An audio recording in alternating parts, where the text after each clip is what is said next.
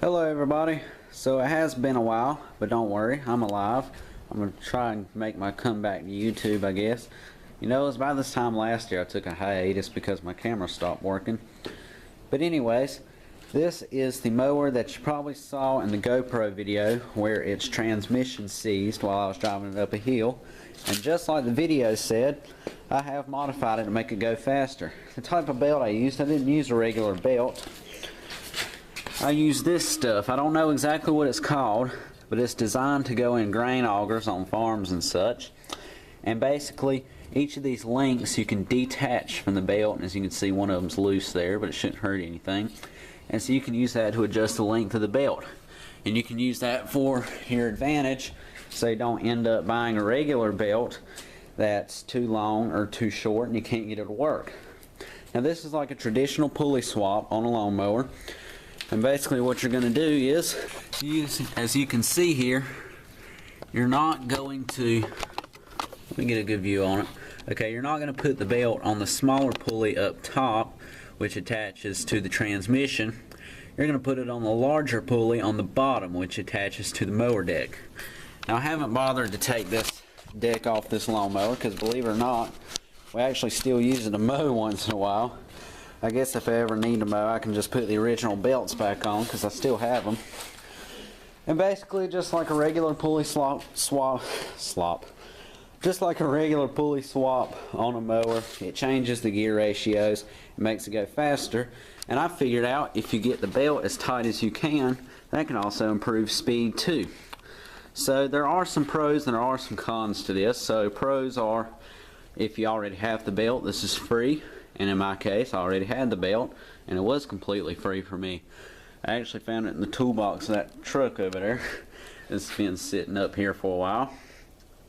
But there's a couple cons.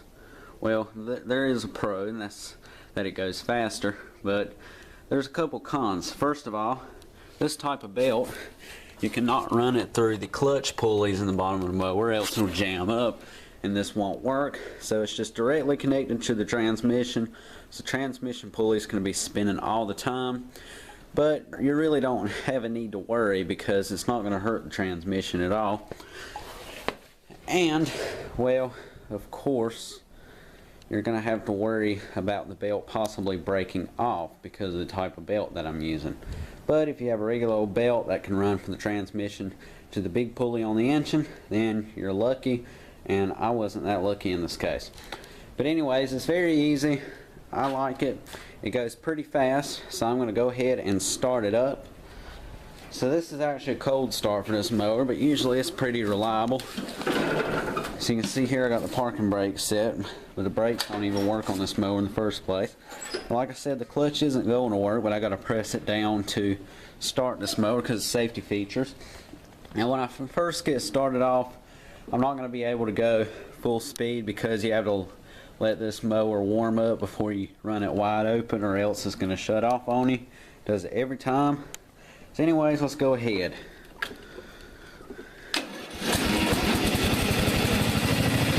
It's 60 degrees outside and it started right up.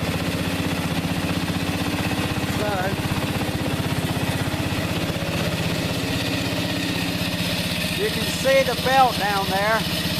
And the reason that it's making that sound is because it's been rubbing up against that bar over there. I do want to get that bar taken off, but right now it doesn't really affect anything. And it looks like it's gotten itself caught up in one of the pulleys on the mower deck. I guess just as long as it doesn't spin the mower deck, it's not going to hurt anything. Might even make the belt slightly tighter. So like I said, the clutch doesn't work. We're going to go ahead and back out.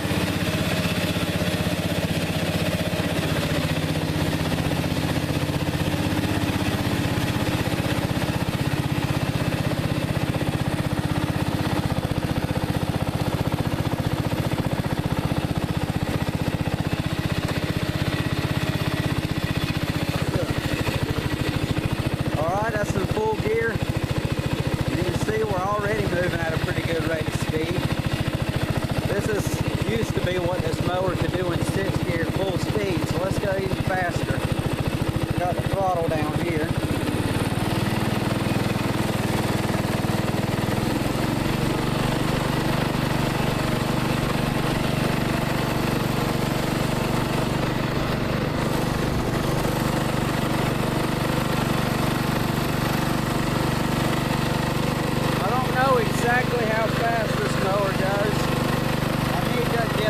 speedometer app on my phone or something.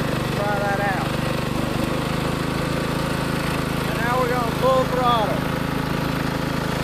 As you can see, we're moving at a pretty good rate of speed. It's still not too fast, but it's way faster than what this mower used to do.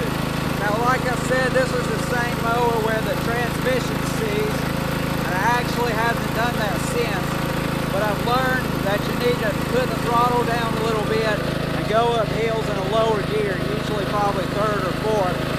This has a 6-speed transmission, although there's really no need for it because before this thing wasn't really fast at all.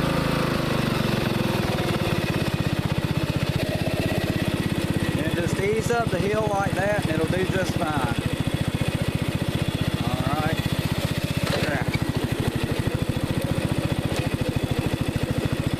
Just gonna cruise through right here.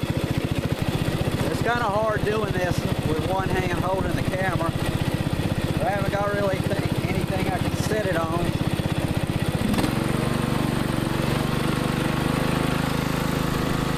Now we're rolling.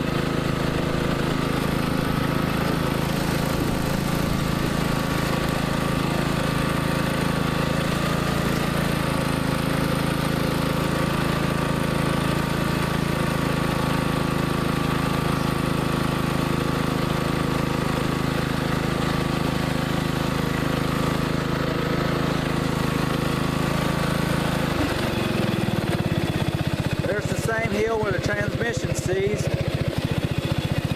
Here's the good old pond. This is the same spot where I flipped that dirt bike over. I don't know if you remember that. Alright, let's head up this hill here. So like always, just put it in a lower gear and let it just slowly work its way up. Sometimes you can get a little bit of throttle, like I'm doing here.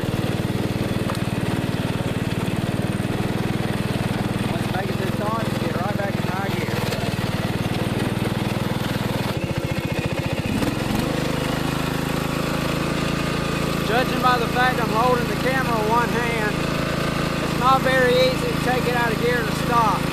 Don't worry, usually I do. I'm a very safe driver. I'll actually have my license in August, yay for me. So while I'm thinking about it, I never said it, the engine in this thing is a 17.5 horsepower Briggs & Stratton. It's actually labeled as Craftsman. I looked it up, it's actually a Briggs engine. Craftsman badging on it. But yeah, I guess if something ever does break in this, I need to get a part for a Briggs engine, not a Craftsman. I don't know why they label it that way. Screw it, I want to get off the road. Let's go into the ditch. Woo! We made it right up too.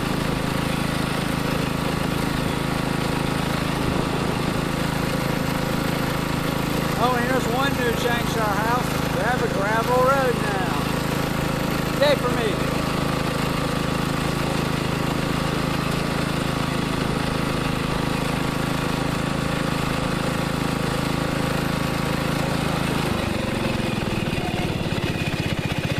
All right, we're back.